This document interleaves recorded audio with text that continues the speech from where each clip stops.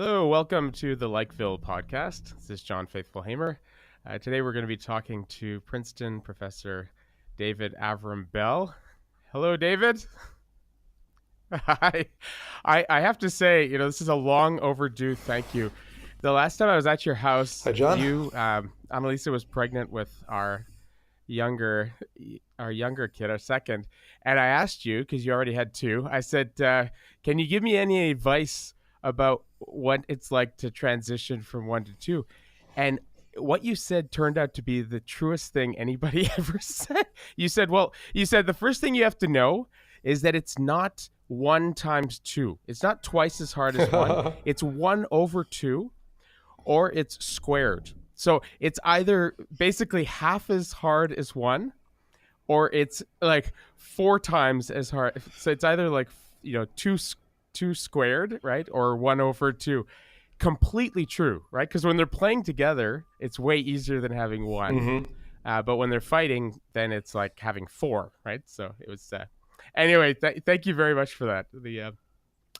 All right, so the reason why we're talking is because you wrote this scathing review of Steven Pinker's new book, Enlightenment Now, and I thought, I'm sure there was a lot of stuff that was left on the editing room floor, judging from how harsh that was. So, what is your problem with this book? Everybody loves it; it's on the bestsellers list. Well, I think I laid out pretty clearly in the book review what I thought was wrong with it, which is that it's actually it's a very dogmatic book. It's a book which is an anti-intellectual book. It advances. It's really an argument in favor of what I could call, with a certain degree of shorthand, technocratic neoliberalism. It's a book which claims to profess to be it professes to be a kind of in the legacy of the Enlightenment, in the tradition of the Enlightenment. In fact, the author really knows very little about the Enlightenment. And so I thought, all in all, the fact that it is such a popular book and has been selling so well and has been touted by people up to and including Bill Gates was all the more reason to try to say fairly loudly and clearly that I thought it actually was not as really a great book. Yeah, well, I'm wondering where he gets his idea of the Enlightenment. I kept, as I was reading the book, I kept trying to imagine, where is he? Is this something that he's come up with based on, extensive reading of Enlightenment thinkers? Is this from secondary sources? And the best guess I had, and you can tell me what you think about this, is he seems to have taken Leo Strauss's view of the Enlightenment project and basically just flipped the script and sort of interpreted that in a positive way. Do you know what I mean? Like the kind of the boogeyman of the Enlightenment that you find in Leo Strauss, he seems to just be appreciating that same boogeyman. Like, I don't know. Well, I mean, I'm sure he hasn't read Leo Strauss, but I think that's largely correct. I think he also simply takes what he considers to be his own sort of rational way of looking at the world, and he projects that back. He sort of assumes that derives from the Enlightenment, but that is a kind of assumption that he makes without a great deal of proof. Yeah. One thing that I was sort of curious about in the book was his treatment of Rousseau, right? I mean, you mentioned in your review that he's completely wrong on Rousseau. If Rousseau is going to be one of the main Enlightenment thinkers, Rousseau disagrees with a lot of the things he's saying in the book. Well, sure. I mean, I think right? that again, it's part of the problem with his interpretation. His overall theme in the book is that we have been making progress since the Enlightenment. That the human race has been making progress. That as once these ideas of sort of rationality and science and humanism and progress came to the fore in the Enlightenment, that people started to apply these ideas systematically, and the result was an enormous amount of human progress, which has continued and will still continue.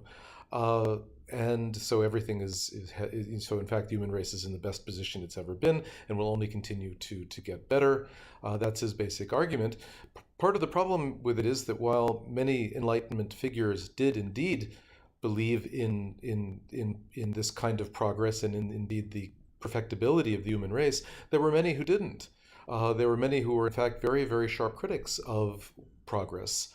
And Jean-Jacques Rousseau was by far the most influential of these. Rousseau, from the very beginning of his intellectual career, in the book he wrote called The First Discourse, it's itself a scathing critique of Mm-hmm. the arts and sciences and of the so-called progress and so-called civilization of the human race up to the point that he was writing.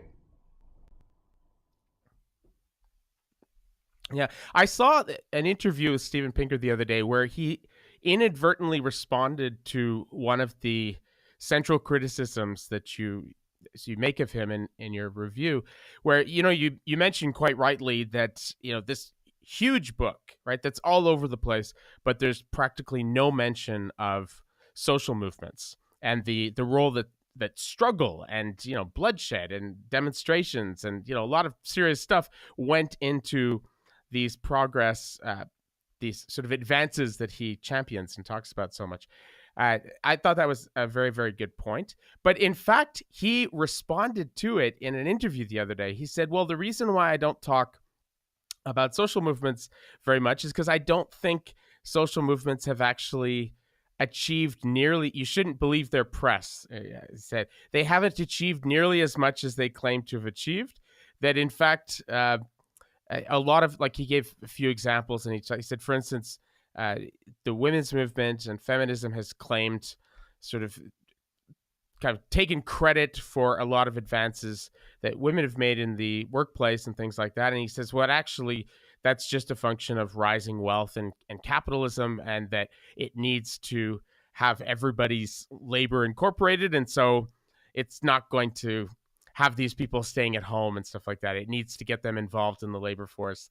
And it really didn't have anything to do with empowerment. It had, right. So he's kind of making the claim that there are these other social forces that I are would, I making would, these things I happen. I mean, mean, how would you respond to that?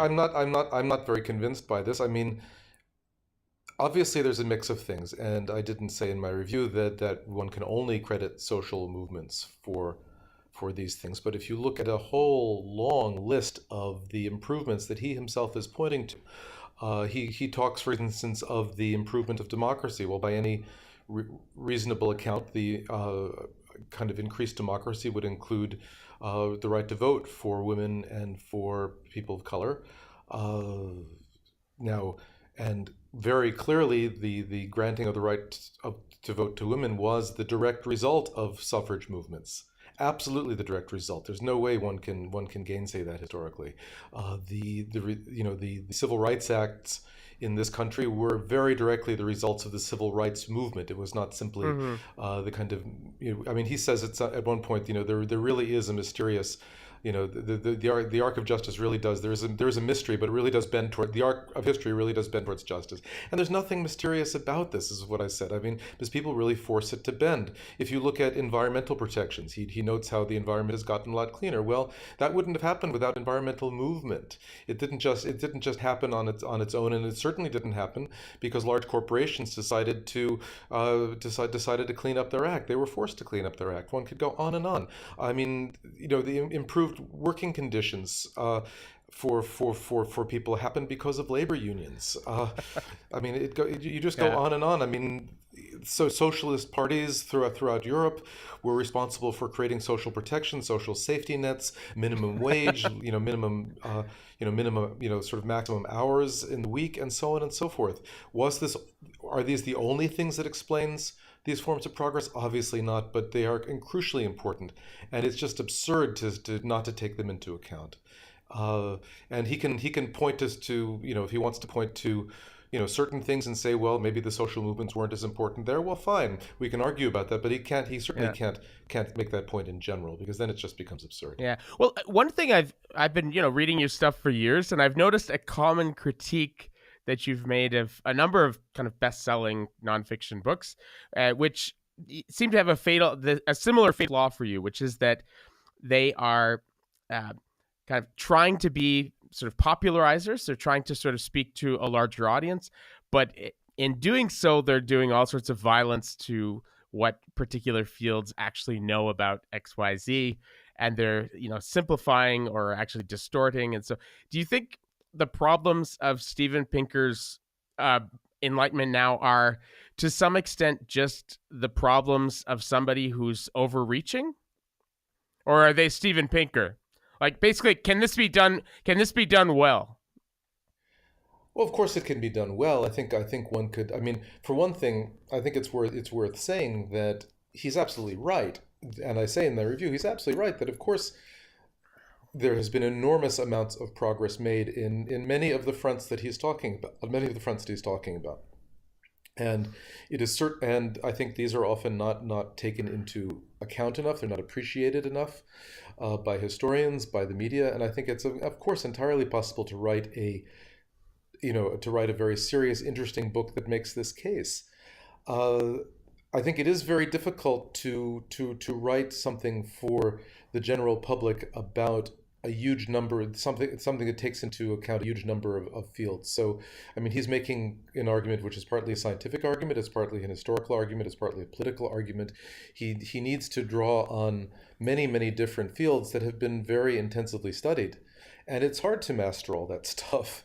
Uh, and I think that I think I guess I think I'm trying to frankly, draw a parallel. Yeah, I'm trying to draw a parallel to some extent to your critique of the discovery of France, because I saw a lot of parallels between the problems you found with that book well, and the that was a problems book that you which found was with Pinker's book. about the. I mean, yeah. So it was another book which I really didn't like, unfortunately. But it was a book about the way in which diversity within the French population had disappeared really over the past 150 years, and again, I mean, Mm-hmm. there's a sort of different set of problems. The person who wrote it certainly knew a great deal about France today and knew a great deal about French literary history. I had written a previous review, a very favorable review of a biography he wrote of Victor Hugo, which was a lovely book that he wrote. Uh, Oh, so, I read it. It was beautiful. but Yeah. in Yeah. in in this other book, he took for granted a great deal, a large number of romantic cliches, and didn't take the work of historians very Yeah. seriously. I think he hadn't read my book. He hadn't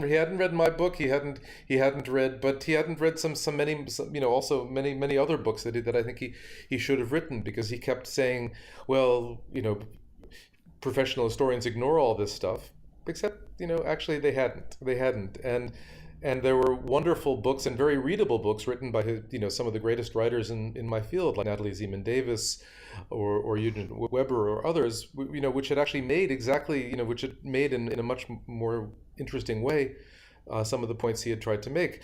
I think with Pinker it's rather different, because I mean he has taken on this very very immediately this role of being a public intellectual, of being a kind of prophet, and I think somewhere along the way he definitely Mm-hmm. lost his sense of humility about what he needed to learn to make certain sorts of Yeah, well, arguments. I find he calls himself a public intellectual, and to some extent he is, but I find there's a difference between him and the kind of public intellectual, like, the way your dad was, the way somebody like Richard Hofstadter was. You get the sense that with people, that generation, they got into being public intellectual, that they were trying to sort of express what the state of the art was in an accessible language, to sort of translate it from professional jargon into easily accessible speech, and then get it out there. And to, it was trying to elevate, right? Whereas Steven Pinker does this thing which gets on my nerves, which is that he goes out and he says, I'm a public intellectual, but he always says, well, I'm not like the other guys. Hmm. Like, I'm not like, these pointy headed like intellectuals who all want to burn down Western civilization. I'm different. And I mean, it's a rhetorical strategy that's been done since the beginning of time, probably, but it's doesn't ring very true when you're a prof at Harvard. Like, It doesn't. like, are you an underdog? Are you an underdog when you're a prof at Harvard? I don't know. He's Come not on. he's not Like, exactly an underdog, and he I mean, it's a very successful strategy for selling books, which is to say nobody else has Sure. understood this before. Or selling Yeah, or selling presidents. exactly. Trump does Nobody that has all the understood time. this before. I'm going to explain it to you. Everybody else has gotten it completely wrong, and they're all sort of foolish. And I just will apply my common sense. I mean, it is very much, and I said this in my review. It is his stance is very much that of a populist, because the populist always appeals to sort of common sense. All these pointy-headed intellectuals are confusing things with their fancy jargon and their absurd theories, and I will simply tell it to you straight. And I will give you the facts. I will give you the evidence. And in his interview alongside Bill Gates with the New York Times, he said that he liked evidence based history, implying, therefore, pretty clearly that the rest of us don't do evidence based history. But part of the problem there is that, well, I mean, what does he mean by evidence? Well, he means numerical data. But most of history, either the numerical data is difficult and complex, and you have to look very carefully at where it's from and learn how to read it. And a great deal of historical evidence, most historical evidence, is not easily reducible to quantitative data. So there's something about the entire stance which is simply wrongheaded. Yeah. Well, actually, there too, he responded in an interview. I can't remember. I think that was with Sam Harris. He responded to that people sort of questioning precisely that point, and he said, "Well, there's that new book that just came out. I think it's called, where we're from and how we got here, or something like that. It's all like sort of on a genetic history of the world and looking at DNA evidence and how that sort of speaks to a lot of, and I mean, one of the points I've bought the book. I haven't read it yet, but apparently one of the points that this guy makes in the book is that if you just look at written sources, there can be some massive distortions. So, for instance, the amount of people that were killed by the Mongol sort of invasions and the amount of like kill they did. Yes, they definitely did some pretty bad stuff, but they inflated their numbers like crazy, and they had obvious sort of interest in doing so. And then the people in the places that had been sort of taken over by the Mongols and had capitulated, they had a vested interest in inflating the numbers as well. But if those numbers were in fact as big as they say they were, those areas would have massive amounts of Mongol DNA to this day. And he says, actually, as it turns out, they don't. So anyway, Pinker was saying that if you look at when he says like evidence based history, he's not just saying kind of numbers in some abstract way. He says we need to, rather than just going with written sources, we need to start looking for actual sort of material effects, right? Like artifacts, and we have to look at DNA and things like that because the sources lie, right? The written sources lie, right? I mean, what do you think about that? I think that's a truism. I think every historian in the world would agree with him. I don't think there's no argument going on here. Of course, the written sources lie, and of course, you need, where possible, to look to find ways of coming up with other kinds of sources in order to compare them to the written sources. I don't think it's not like people have never been doing this.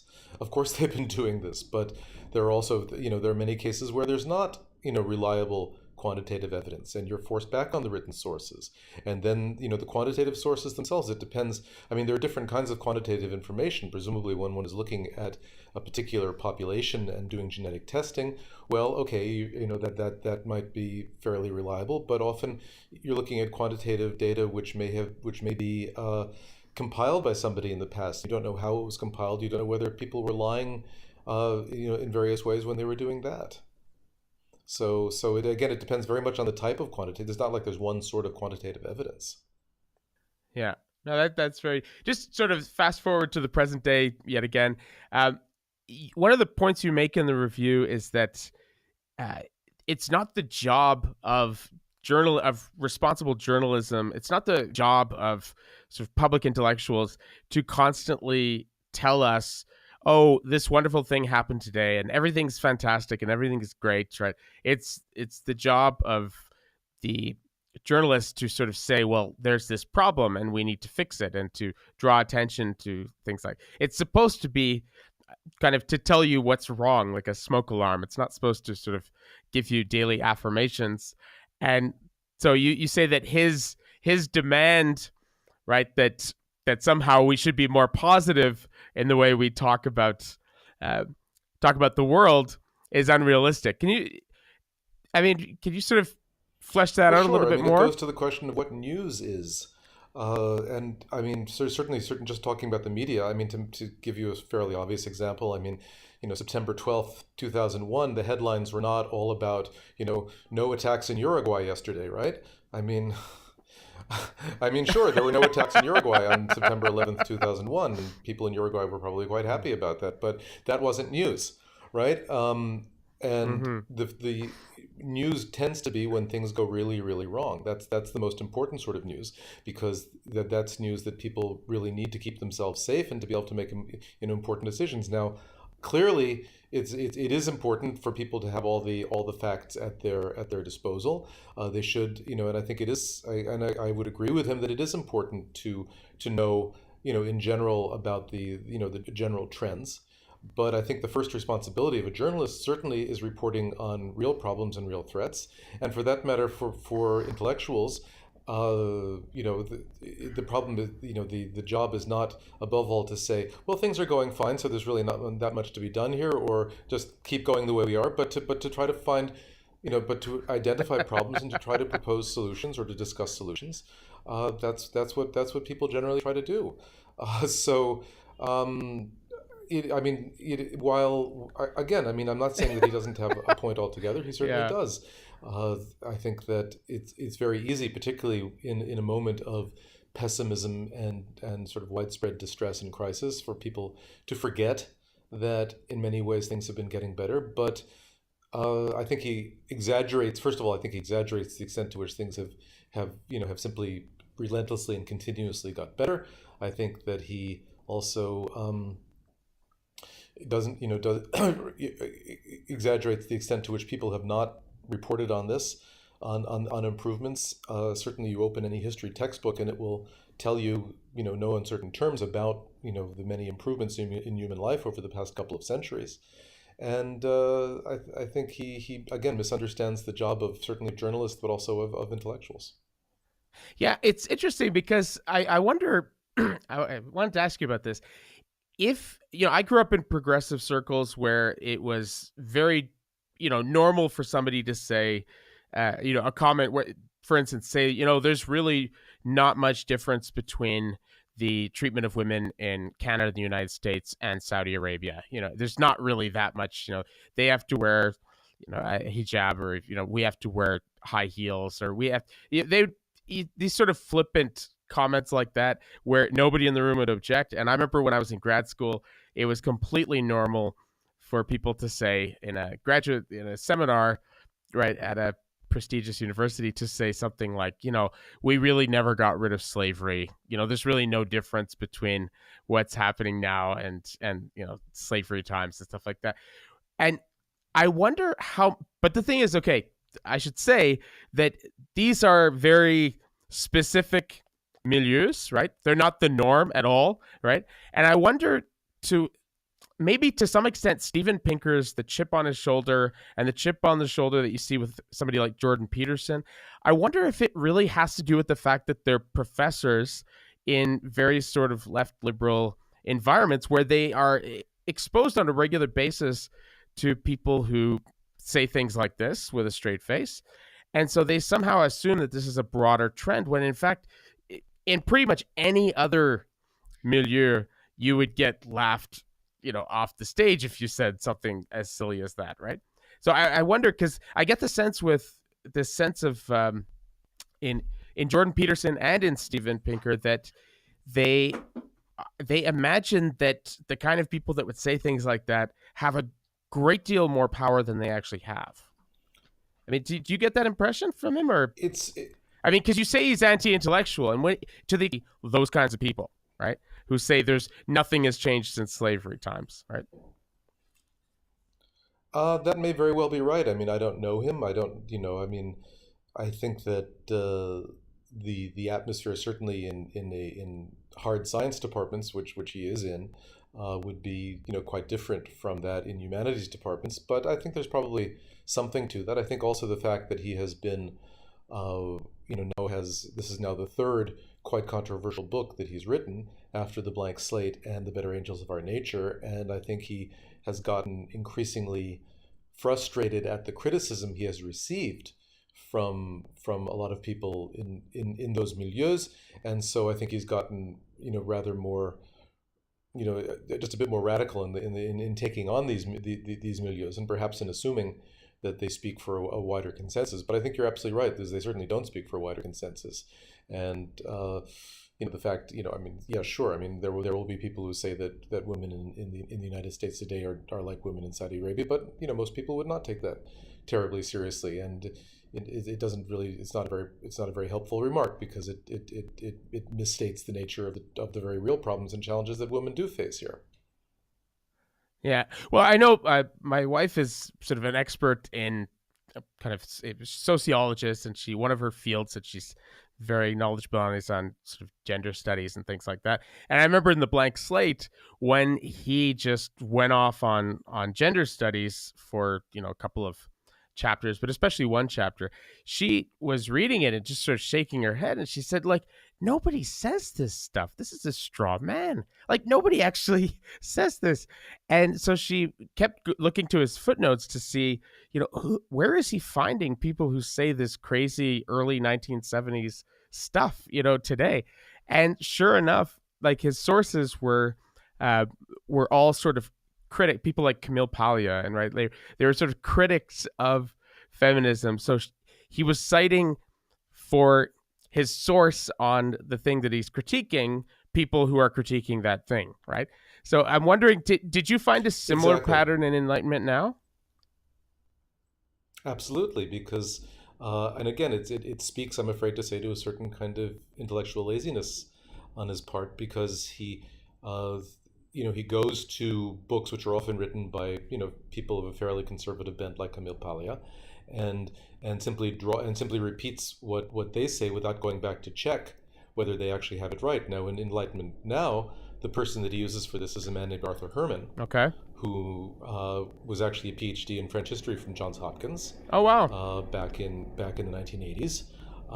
Never received an academic job. He actually wrote a dissertation with Horace Dranham on Cardinal Richelieu, if I remember correctly. Oh, He wow. taught for a while as an adjunct at George Mason University, but finally he decided to go off and write more popular books, and turned steadily more right wing as he did so. So that one of the books, the book that he's probably most infamous for, if I may use that word, is a biography of Senator Joseph McCarthy, of McCarthyism fame, Oh, wow. which is basically an extremely laudatory, favorable book towards Joseph McCarthy, saying that McCarthy's been misunderstood, that he was right about everything.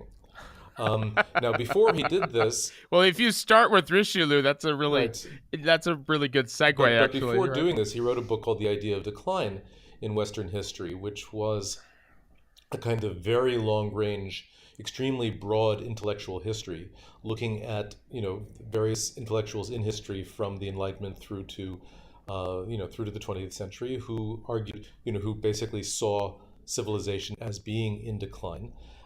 It was, I thought, for the most part, a fairly banal book. Actually, I mean, it simply strung together lots of quotes about how things are bad and getting worse. I didn't. I read it years ago, and I remember it Yeah, was well, sort I of mean, like although warmed he over hates Nietzsche, Nietzsche, I mean, basically. and was yeah, and I would say maybe Yeah. warmed over Toynbee or warmed over Spengler even, and I mean, so it wasn't a particularly good book, but it was written from the kind of political perspective that Pinker appreciates, and Pinker basically just read through it, and I mean, the number of footnotes to that book in Enlightenment Now is really quite impressive, and he never really went back to check. I mean, for instance, and this is always a danger when you rely on secondary sources, particularly when you rely on secondary sources whose authors themselves are not experts in what they're writing about, so that Herman will take a quote out of context, and then Pinker Mm-hmm. will say take that quote again without even when it's further out of context. And so yeah, so this is a problem. I Yeah. One sort of, yeah.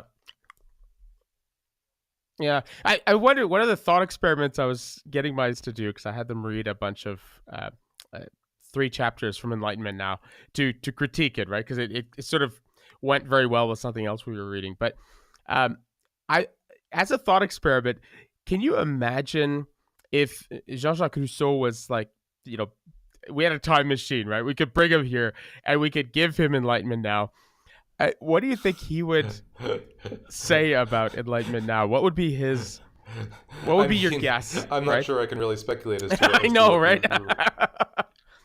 I certainly won't put on a Genevan accent for this, but You don't have I to put mean, on a Swiss accent. You don't have to put on, yeah, but I think Rousseau was always yeah. incredibly skeptical of claims of this sort. He would say this is a kind of this is just enormous hubris.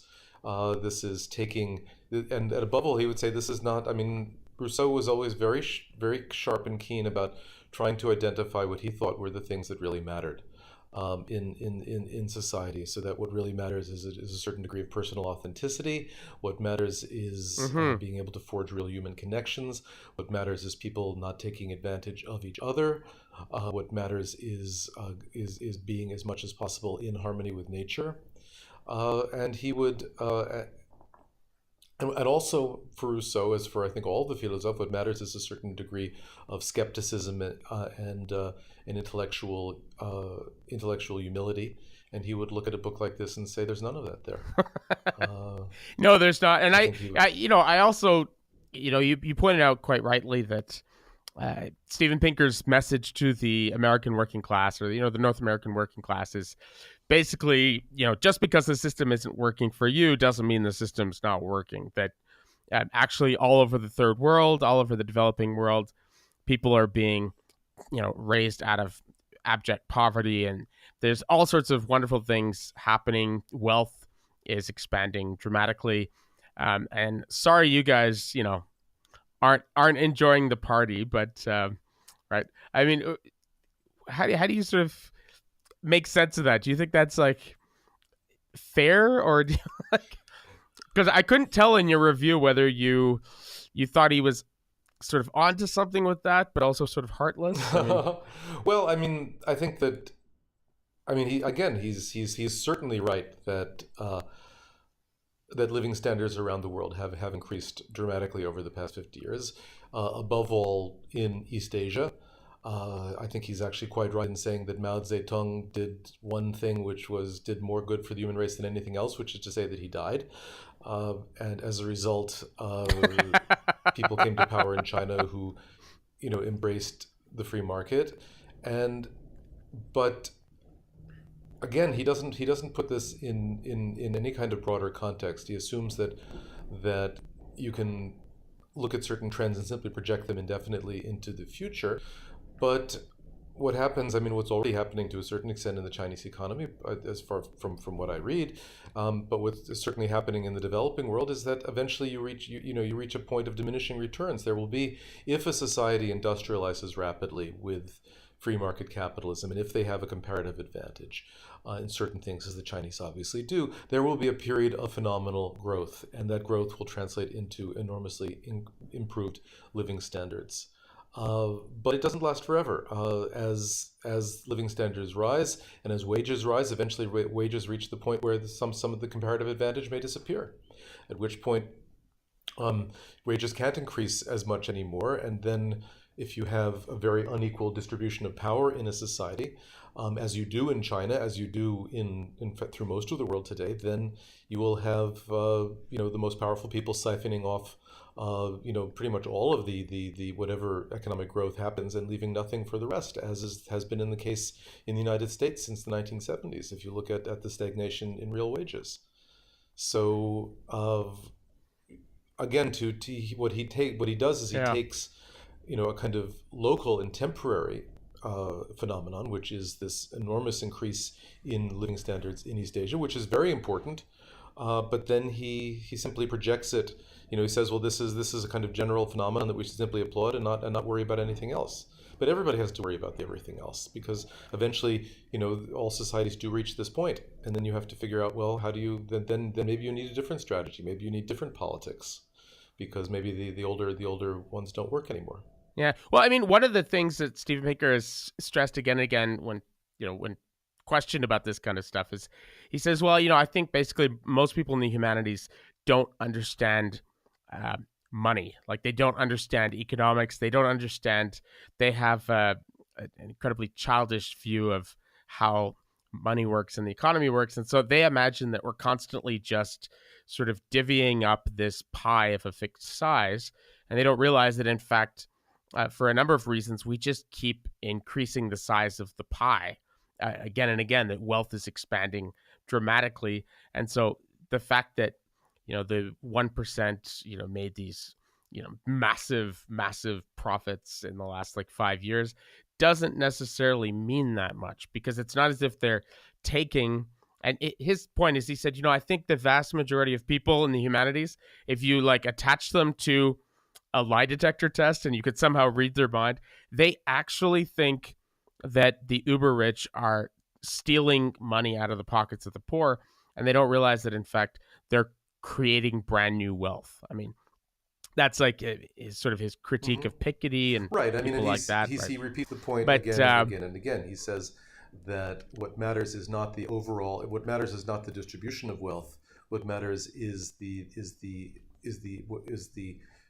trajectory and the increase in wealth. And if everybody's boat is rising, then it doesn't matter if the 0.001% is rising, 1,000 times faster than everybody else. Um, there are some problems with that argument. First of all, and most importantly, uh, it's not simply about money, it's also about power. If you have the 1% or the yes. 1/10 of 1% accumulating vast sums of wealth while everybody else sees their wealth barely increasing, then that creates a much greater imbalance of power. It creates greater imbalances of opportunity.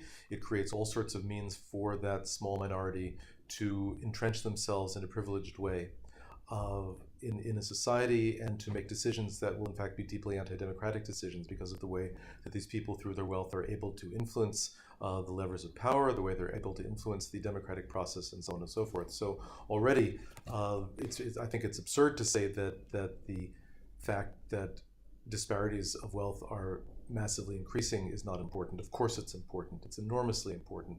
And then I think, I mean, if you look at, it's true that that probably living standards have not declined in the United States over the past 40 years for most people. And in fact, if you look at technological improvements, people, in general, live more comfortable lives when it comes to having air conditioning, when it comes to having cell phones and things like that. Uh, but um, but at the same time, stagnation of wages is a very real problem, as is the precariousness of employment. Uh, People do not have the kind of people today, even if they are earning a little bit more, cannot count on that job continuing. They don't have the same protections. They can be fired. They can lose their jobs very quickly, and then they can be thrown into disastrous states, particularly because of a loss of health care. So even if their standard of income for the moment may be increasing, somewhat, there's an enormous amount of stress and unhappiness that comes with this precariousness. Uh, there are many cases showing that, that 40 years ago, people who would be hired into entry level positions may have earned considerably less than they do today, even in real terms, but they had much greater security and much greater opportunity for training and for moving up in organizations. Now these people may earn a bit more, but they usually work for subcontractors. They don't have any access to extended benefits, to education, to Mm-hmm. promotions. They simply work, on these temporary contracts one after the other, and really have no chance of moving up. So again, I think there are all sorts of things about labor and the realities of labor today that he simply doesn't acknowledge, by insisting that the only data that matters are the data of average per capita income. And again, this is the problem of Mm-hmm. quantitative sources. I mean, why do you favor one set of quantitative sources over another? Well, he favors the quantitative sources that deal with per capita income because those are the ones that make the point he wants to make. But if you look again at precarity of income, if you look at the general stagnation, also if you compare I mean, it's true, for instance, that people can, buy cell phones more easily than they could 40 years ago, obviously, because cell phones didn't exist 40 years ago. On the other hand, it's also true that it is far more difficult for people to send their children to university in the United States because of the enormous increase in tuition at places like Harvard, where he teaches. Uh, and that and so and that is and in fact, it's very clear that there are a lot of people who are not able to send their children to the same universities Hmm. they attended because of the price. So Yeah. that's actually a very striking decrease in what I would call quality of life, which he doesn't acknowledge. Yeah. Another thing which sort of ties into that quite nicely is that as a historian, somebody who's spent a big chunk of your life reading the letters and diaries and of people from hundreds of years ago, right? What do you think about his bizarre claim that our ancestors were retards? Well, that's a tricky thing because um, he's talking there about something called the Flynn effect. He argues Yeah. that IQ scores have increased increased vastly since the beginning of the 20th century, and he is arguing that this is not because of any that obviously that there was not that this is not because of sort of any sort of genetic improvement, obviously, which is far too short a period for that to happen, but argues that there are certain changes in environment which do make it easier, which do make it increase people's certain sorts of cognitive abilities for people. But this raises a different issue in his book, because I think the Flynn effect is a fairly well established thing. It doesn't take into account sufficiently the bias in IQ tests, particularly at the beginning of the 20th century. The historian John Carson at University of Michigan has written about this very, very illuminatingly. And there was certainly an enormous amount of class bias in the administration of IQ tests certainly at the beginning of the 20th century. Um, but the problem that this really raises in his book is that it's his tendency to make sort of absurd, over the top statements to get attention. So that he has this 3-page description of the Flynn effect, most of which he knows very well because this is exactly his field. This is where he certainly is an expert, because it is in experimental psychology and cognitive science. But then he Hmm. has this absurd sentence which goes, it beggars the mind to think that most of our ancestors at the beginning of the 20th century were retarded. Yet, and I've been criticized in my review for quoting simply the line about the time machine and saying that they were retards, and not including the phrase where he says it beggars the mind to think that. But he actually says Yeah. it beggars Yeah. the mind to think that they were all retarded. Period. Yet, so that yet seems to actually confirm the statement that he. And again, it's actually at odds with what he himself is saying in Yeah. that. But he's trying to make an argument that will get a lot of attention. He's trying to say it in a way that will immediately jump out at people, because he's trying to appeal to a large audience. And yet it's an argument which is just, on the face of it, absolutely ridiculous, because of course, 100 in fact 100 years ago, arguably most people in the United States were in some important ways better educated than they are today. Yeah. Exactly. I just find that very hard to believe.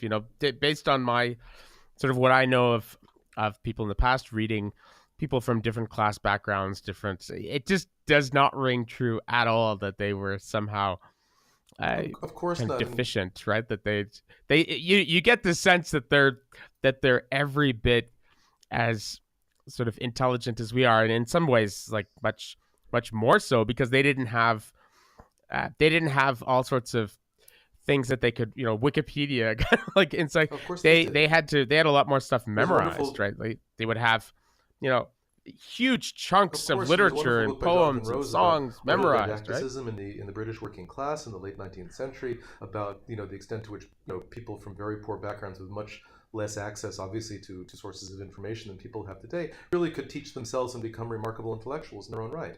And this is entirely at odds with I mean, it's not at odds with some data from then, but it's certainly at odds with his more dramatic or really over dramatic statements that he makes in the book. Absolutely. Yeah, he mentioned that he has this sort of Richard Dawkins like animus against religion, right? And he's like, this is, what do you think that comes from, in saying that enlightenment absolutely has to be sort of atheistic and it has to be involve like a rejection of religion. Like, where do you think that comes from with him? Well, I mean, I think it Because you say it's well, I mean, wrong, right? Like, I so. can't say whether atheism is wrong or not. Who knows? I mean, right? but um, but and But I mean, well, antithetical to I think enlightenment, right? obviously the European Enlightenment was, particularly in France, was often very heavily anti-clerical, which is and certainly there were among the Yes. philosophes of the Enlightenment some people who were essentially atheists by our lights, Diderot, D'Holbach, others. Um, there were many others who were deists or who were indeed quite sincerely Christian or Jewish. It's very hard. You can't generalize that way. I think the Enlightenment is often associated with very strong attacks on revealed religion by Voltaire and others, uh, and I think he sees himself as following in those footsteps. Of, but again, he goes over the top in here because he will say, for instance, that a belief in an immortal soul is delusional and harmful. I think those are his words, and again, it's this kind of ridiculous overgeneralization because one can, I mean, one can argue that that in many cases revealed religion has been delusional and harmful. One can also argue that in many cases, revealed religion has been an enormous force for good in the world. You have to look at specific cases. You don't just generalize wildly like that.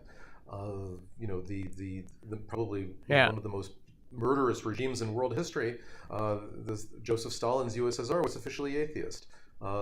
Official atheism did not seem to do a whole hell of a lot for stopping the Great Terror in the Soviet Union. Yeah.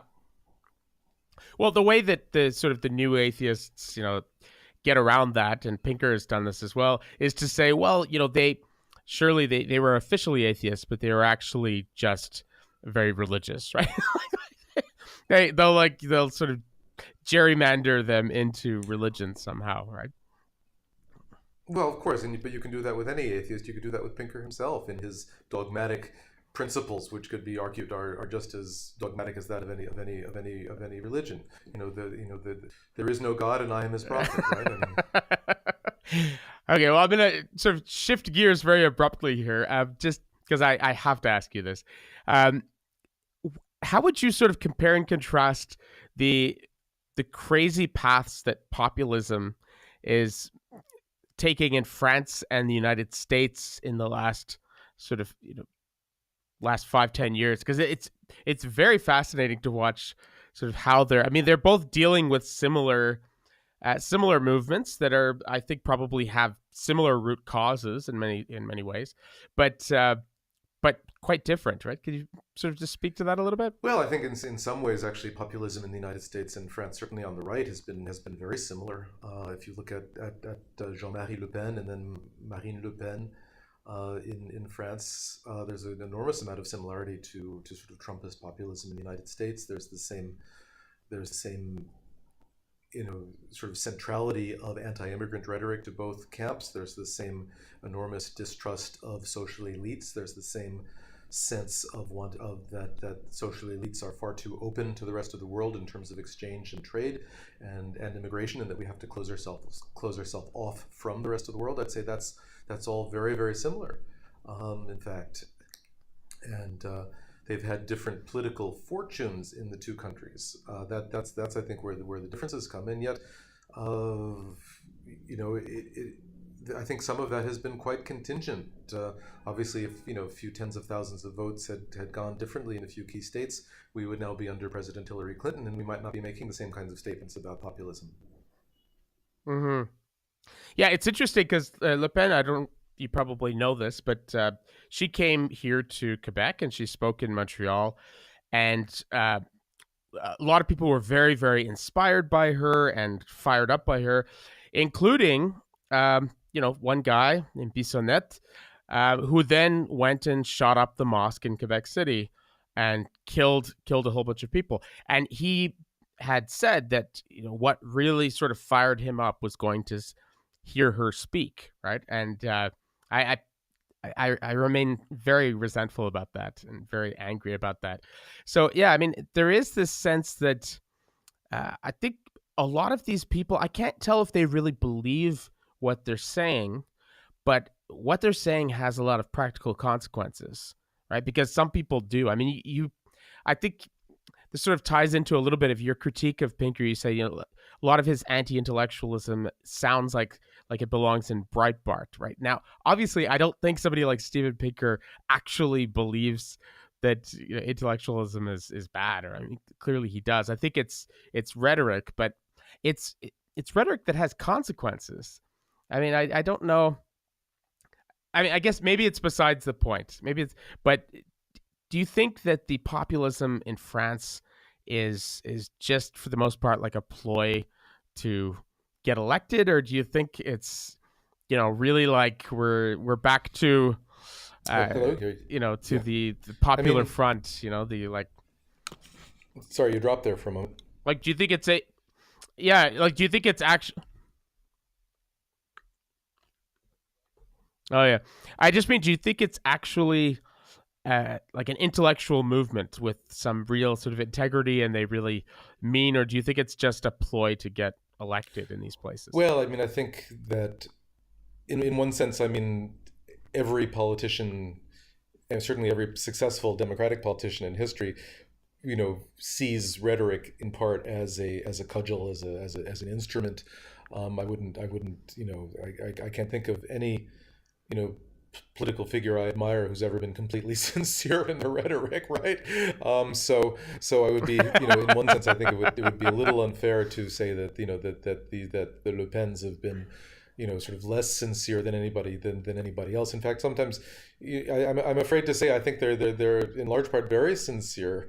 I think they do see their country under threat from immigration. I think they have a very incomplete and blinkered view of what their country should be. They also tend to say, well, why are they invading us, without the slightest degree of irony or sense that, well, maybe the invasions didn't start with them invading us. Maybe it actually started with us invading them, and that the fact that you now have these large immigrant populations from, who trace their ancestry back to former French colonies, that the origins of this may have all been in France, actually, literally for in this case, invading and conquering and subjugating other parts of the world and creating conditions under which immigrants would then go to France. But they look around and they see their country looking different from the way it was 50 years ago. They certainly see that there are large areas, particularly in the suburbs around the major cities, where you do have, where most of the population is of what they call sort of immigrant communities, and they do see a higher level of criminality in these areas, which they tend to blame on the communities rather than on the social conditions. And so they are reacting against this, and they're expressing the anger and fear that a great number of people in the country feel about this. So I think they can be completely sincere in what they're feeling and expressing, but still be very wrong in it. Yeah, one of the things that's come out with all of this Cambridge Analytica scandal, and talking about Russian hackers and these troll farms and all this stuff. One of the things that keeps coming up again and again is that their success in manipulating elections, in shaping news, shaping views, has been quite varied from country to country. And I wonder if you had any idea why they've had so much less success in France than they've had in a place like the United States. The United States has been much, much easier to manipulate, and in France, it's just right. Like they've tried to leak stuff to the press, that they just decide not to cover it, or the electorate just doesn't care. I mean, what explains the difference in the ways in which they sort of the degrees to which they can be manipulated? I think it's a complicated question. I think that I'm not sure it's really quite as different as we think. In the United States, the election turned on, tens of thousands of votes. So if you're able to manipulate a few tens of thousands of people, you are able, in a sense, to flip the election, and then it looks like a huge thing. In France, Macron won over Marine Le Pen by a 2-1. So there could very well have been more people manipulated by fake news in France than in the United States, and it wouldn't have mattered simply because the Mm-hmm. election was so lopsided there. I do think that in France there is still, for the moment, a somewhat less developed online culture. I also think that in France, there's not. I think one major difference is that you don't have the same um, you don't have the same kind of media atmosphere you have in the United States. In the United States, you have an extremely strong partisan media, above all on the right, not only through Fox News, but particularly in conservative talk radio. There's absolutely no equivalent to that in France whatsoever. And in France, the broadcast media tends to be, for the most part, state run, and fairly, and tries very hard to be fairly neutral politically. Uh, the print media tends to be much more, sort of old-fashioned and establishment, so that they don't pay as much attention to, sort of scandalous news and things like that. So I think all those things factor into it. Yeah. Yeah, because it seems like something about, to me at least, it seems something about the culture of the United States and also of Britain. There's something about those cultures and their the respect that their institutions have, or the lack of respect, that makes them way more susceptible to this kind of manipulation. Whereas, I mean, they've tried here in Canada as well to manipulate. I mean, they were angry at Christy Freeland, our sort of defense minister, because she was taking a hard line on Russia at the UN and things like that. And so they got all sorts of private stuff on her and on her family and started leaking all these private things, and even some of it just made up. And the Canadian media just uniformly, even the right, just didn't report on it. They're like, this is clearly bullshit, and we're not participating in it. And they sent it specifically to leaders of the Conservative Party in Canada, and they just said, we're not interested. Well, again, I mean, I'm going to have to sort of. I think this will probably Oh, have to be right, the last right, thing yeah. I say. Uh, but if you in the United States, turn on, AM radio any time of the afternoon, listen to Rush Limbaugh, Sean Hannity, Mark Levin, Michael Savage, any of these people, at least 20 or 30 times an hour, what they will say is, don't trust the media. Don't trust the mainstream media. The mainstream media is lying to you. These people have tens of millions of listeners every day. So, is it so surprising that tens of millions of people don't listen to the mainstream media, assume that the mainstream media is lying, and then turn to other sources and are more willing to trust these other sources because they say, well, we're not the lamestream media. We are telling you the truth. We're fair and balanced. So I think that's certainly part of the culture here in the United States now, and it's something which is very deliberately created by these right-wing media outlets. Wow. Thank you very much for coming on the podcast to talk about this. It's been wonderful chatting with you. And yeah, thank you very much. Have a great. Well, thank you very much, John. Okay. And just send me a link. Let me know when this is posted, okay? Awesome. Thank you very much. Okay. Bye.